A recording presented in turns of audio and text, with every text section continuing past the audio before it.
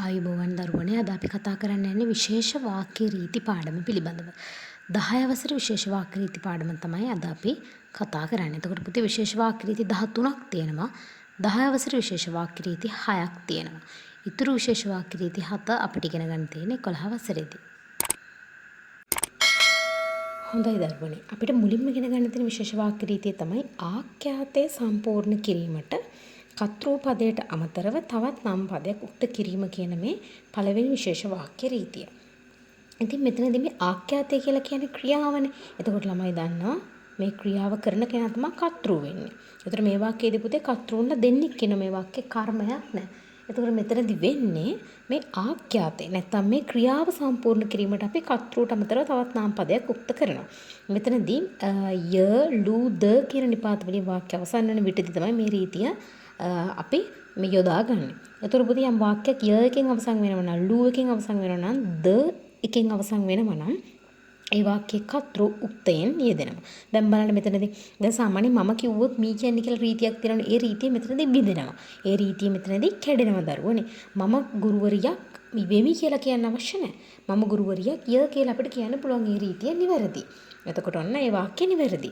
අපි ශ්‍රී ලාංකිකයෝ ලු, ඔහු ක්‍රීඩකයෝ ද, ඇය ගායිකාවක් ය, නුඹලා දක්ෂයෝ වෙහු. බලන්න මේ හැම වාක්‍යයකම ඉන්න කතෘන් දෙන්නම් මොකද වෙන්නේ? උක්තයි. ඒ වගේම මේ කතෘන් දෙන්නගෙම කියවෙන්නේ පුතේ එක පුද්ගලයෙක් පිළිබඳව. හරි. ඊළඟට අපි එනවා දෙවන විශේෂ වාක්‍ය රීතියට. මෙතනදී වෙන්නේ උක්තය සම්පූර්ණ කිරීමට කතෘට අමතරව තවත් නාම පදයක් උක්ත කිරීම. මෙතනදී දුන්නේ පුතේ මේ ආඛ්‍යාතය. ආඛ්‍යාතය සම්පූර්ණ කරන තමයි කතෘට අමතරව තව නාම පදයක් උක්ත වුනේ. දෙවෙනි වාක්‍ය රීතියේදී වෙන්නේ උක්තය සම්පූර්ණ කිරීමට. ඒ කියන්නේ මේ උක්තය සම්පූර්ණ කරන කතෘට අමතරව තවත් නාම පදයක් උක්ත කරනවා. හරි. මෙතනදී ඔන්න දිත්ත උක්ත වාක්‍යයක් මේක. වාක්‍ය ඇතුළේ කතෘන් දෙන්නම් මොකද වෙන්නේ? දෙන්නම උක්තයි. දැන් බලන්න මෙතන පූසෝ ඉන්නවා නේද? මෙතන දරුවන්ට පේනවා මම පූසෝ දෙන්නෙක් ඇඳලා ඉන්නවා. ඒතර පූසෝ දෙදෙනෙක් දෙකක් නේද? පූසෝ කිව්වොත් එකයි දෙදෙනෙක් කිව්වොත් එකයි දෙකම උක්තයි. හැබැයි දෙදෙනෙකු කිව්වොත් ඔන්න ඒක අනුක්ත වෙනවා. ඊට පස්සේ බලමු මේකේ තියෙන වාක්‍ය පූසෝ දෙදෙනෙක් සෙල්ලම් කරති. මෙතනදී පුතේ ආඛ්‍යාතයක් හෙවත් ක්‍රියාවක් යෙදෙනවා. එතකොට මෙතනදී පූසෝ කිව්වත් දෙදෙනෙක් කිව්වත් දෙගොල්ලොම එක්කෙනෙක්. ඒ දෙගොල්ලොම එක්කෙනෙක් හින්දා දෙන්නම උක්තයි. පැහැදිලිද? හරි. ඊළඟට ඔන්න අපි කිහිප දෙනෙක් පාරේ දිව්වෙමු. එතකොට අපි කිව්වත් කීප දෙනෙක් කිව්වොත් අපි දෙගොල්ලොම උක්තයි. ඊළඟට තොපි සියල්ලෝ ගමට යහු. තොපි කිව්වත් සියල්ලෝ කිව්වත් මේ දෙකම උක්තයි. දරුවෝ 5 දෙනෙක් පන්තියට යති. මෙතනදී දරුවෝ කිව්වත් 5 දෙනෙක් කිව්වත් මේ දෙගොල්ලොම එක්කෙනෙක් සහ දෙගොල්ලොම උක්තයි. දැන් පුතේ මෙතනදී වෙන්නේ මේ අපි කිහිප දෙනෙක්. ඒතකොට තොපි සියල්ලෝ දරුවෝ 5 දෙනෙක්. මෙතනදී අපිට සංඛ්‍යාවක් යොදා ගන්න පුළුවන්. දරුවෝ දෙන්නෙක්, දරුවෝ තිදෙනෙක්, දරුවෝ 4 දෙනෙක් විතර අපිට ඕනම සංඛ්‍යාවක් යොදා ගන්න පුළුවන්. හැබැයි අපි හැම එකක්ම දෙදෙනෙක් කියලා උක්තෙන් ලියන්න ඕනේ. එතකොට ඕන දෙවෙනි වාක්‍ය රීතියත් අපි මේ විදිහට අවසන් කරනවා. දැන් අපි යන් තුන්වෙනි වාක්‍ය රීතියට. ඔන්න අපි තුන්වෙනි වාක්‍ය රීතියට එනවා. මෙතනදී වෙන්නේ ප්‍රශ්නයකින් වාක්‍ය අවසන් වන විට කතෘ අනුක්ත වෙනවා කියන එක.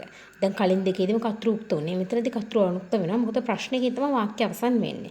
දැන් පුතේ අතනදිත් අපි ද නිපාතය ගත්තා. එතකොට එතනදිත් අපිට ද නිපාතයෙන් අවසන් කරද්දී මම ගුරුවරයෙක්ද කියලා ප්‍රශ්නයක් ඇහුවා. නමුත් එතනදී මෙන්න මේ W5 and 1H වලින් නෙමෙයි ප්‍රශ්නය අහන්නේ. ඒ කියන්නේ W5 කියලා කියන්නේ අපි කවුද, කුමක්ද, කෙසේද, කවදද, කොහෙද කියලා අපි අහන්නේ. ඊට පස්සේ ඇයි කියලා අපි අහන්නේ. මෙන්න මේ ප්‍රශ්න වලින් ඔන්න වාක්‍යයක් අවසන් වෙනවා නම් තමයි කතෘ අනුක්ත වෙන්නේ.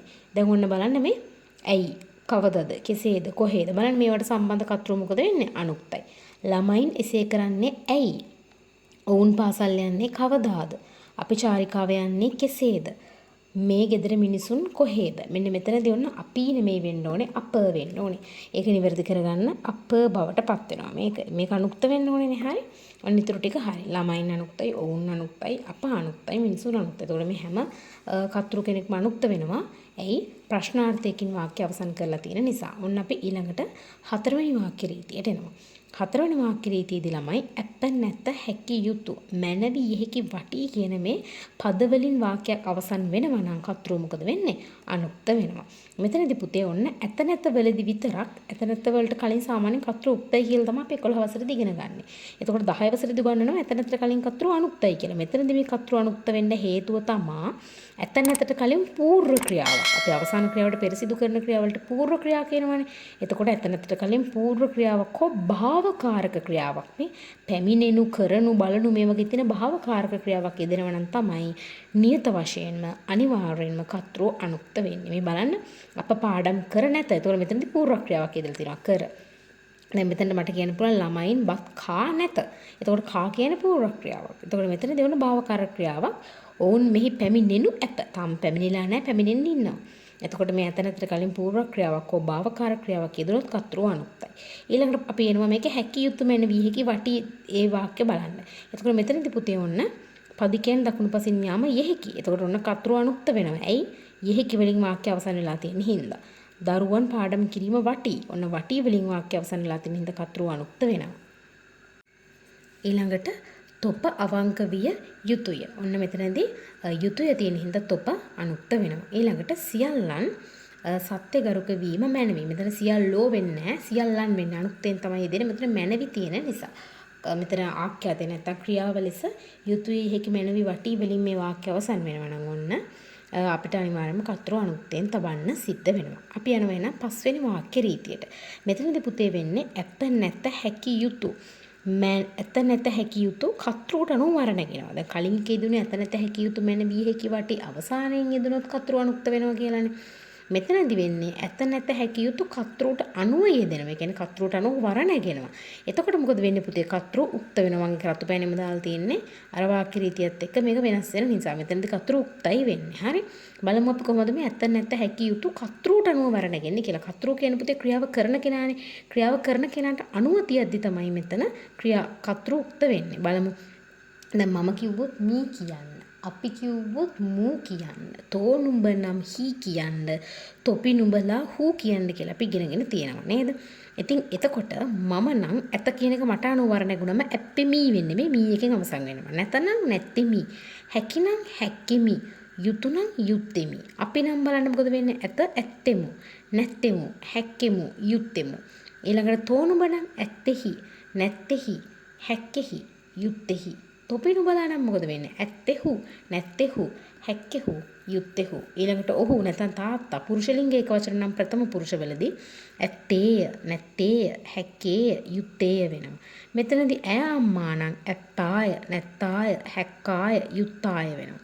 ඊට පස්සේ ඔහු ගැහැණු මෙතනදී බහුවචනයක් යෙදෙනවා නම් ඇත්තෝය, නැත්තෝය, හැක්කෝය, යුත්තෝය ලෙස මෙතනදී බහුවචන වර්ණගෙනවා. ඉතින් ඔන්න බහුවචනට අනුව ක්‍රියාව වර්ණගෙන්නේ මේ ඇත නැත හැකි යුතු වර්ණ ගියේ දෙන්නේ මෙන්න මේ විදිහට තමයි. එතකොට මෙතනදී මෙන්න මේ දෙන්න උත්තම පුරුෂ ඒකවචන මෙයා උත්තම පුරුෂ බහුවචනය අපි. එතකොට මේක මධ්‍යම පුරුෂ ඒකවචන තෝනුඹ මේක මධ්‍යම පුරුෂ බහුවචන තොපිනුඹලා. මෙතන තමයි පුතේ ප්‍රථම පුරුෂ ඒකවචන තමයි ඔහු ඇය කියන එක. ඊට පස්සේ මෙතනදී බහුවචන වෙනවා ප්‍රථම පුරුෂ. එතකොට මේ කර්තෘට අනුව තමයි මෙන්න මේ ඇත නැත හැකි යුතු වර්ණ ඇගිලා තියෙන්නේ. අපි බලමු මේ වගේ වාක්‍ය කිහිපයක් දැන් මම පාඩම් කර ඇත්තෙමි. අපි එහි ගොස් නැත්තෙමු. තෝ අවංක විය යුත්තේහි. තොපි එය ආරක්ෂා කළ හැක්කෙහු. ඇය ගමට යා යුත්තාය. මෙන්න මේ විදිහට තමයි මෙතනදී වාක්‍ය දෙන්නේ. මෙන්න මේ කර්තෘට අනුව තමයි මේ ඇත නැත හැකි යුතු වර්ණ ගිල වෙනස් වෙන්නේ. පැහැදිලි නේද? අපි එහෙනම් දැන් යමු අවසාන වාක්‍ය රීතියට. මෙතනදී පුතේ තෙමේ තොමෝ තුමෝ කියන මේ පද භාවිතය පිළිබඳව තමයි අපි අවධානය යොමු කරන්නේ මේ අවසාන වාක්‍ය රීතියේ. මෙතනදී ළමයිනේ තෙමේ කියන්නේ පුරුෂ ලිංග ඒක වචන. ඔන්නේ හින්දා මම පිරිමි කෙනෙක් ඇඳගත්තා. තොමෝ කියන්නේ ස්ත්‍රී ලිංග ඒක වචන. ඒ හින්දා මම මෙතනින් ගෑනු කෙනෙක්ව ඇඳගත්තා. තුමු කියන්නේ ඔන්න බහුවචනයේ හින්දා අපි දෙන්නෙක් ඇඳගත්තා. පුතේ තුමු කියද්දි දෙන්නෙක් හෝ ඊට වැඩි පිරිසක් අයිති වෙනවා බහුවචනයට. බහුවචන කියන්නේ දෙන්නෙක් හෝ ඊට වැඩි පිරිසක්. ඉතින් ඒ හින්දා ඔන්න අපි මේකේ වාක්‍ය මේ විදිහට නිර්මාණය කරනවා. තෙමේ නම් පුරුෂ ලිංග ඒකවචන කිව්වනේ. එහෙනම් මේ ආඛ්‍යාතේ නැත්තම් ක්‍රියාව තියන්නත් ඕනේ පුරුෂ ලිංග ඒකවචනයෙන්ම තමයි පුතේ. ඒ කියන්නේ ප්‍රථම පුරුෂයට අනුව තමයි මේ තෙමේ තොමෝ තුමෝ පද භාවිතයේදී ආඛ්‍යාතේවත් ක්‍රියාපදේ අපි තියන්නේ. බලන්න තෙමේ ගමට යයි. ඒ කියන්නේ වර්තමාන කාලේ. අතීත කාලෙට ගියම මොකද වෙන්නේ? තෙමේ ගමට ගියේ වෙනවා. බලමු අපි තොමෝ නම් තොමෝ බත් කයි. මේ වර්තමාන කාලේ නැත්තම් අපිට කන්නීය කියන්නත් පුළුවන්. අතීත කාලෙට ගියම මොකද වෙන්නේ? තොමෝ බත් කෑවාය. තොමෝ නැටුම් නැටු වාය. අන්න ඒ විදිහට තමයි යෙදෙන්නේ. ඊළඟට මේ ස්ත්‍රීලිංග ඊට පස්සේ ඔන්න අපි තුමු. ඒ කියන්නේ බහුවචනයට එනවා. බහුවචනයෙන් නම් තුමු ගී ගයා නටති. ඒ කියන්නේ මේ වර්තමාන කාලේ. නටති කියන්නේ මේ වෙලාවේ නටනවා. ඊට පස්සේ අපි බලමු බහුවචනයේ අතීත කාල වාක්‍යයක්. තුමෝ ගී ගයා නැටුවෝය නැත්තම් නැටූහ විදිහට යෙදෙනවා. මෙන්න මේ විදිහට ඔන්න අපි විශේෂ වාක්‍ය රීති පාඩම 10 වසරේ විශේෂ වාක්‍ය රීති 6ම අවසන් කරනවා. ඊළඟට අපි 11 වසරේ විශේෂ වාක්‍ය රීති පාඩමෙන් නැවත හමු වෙමු.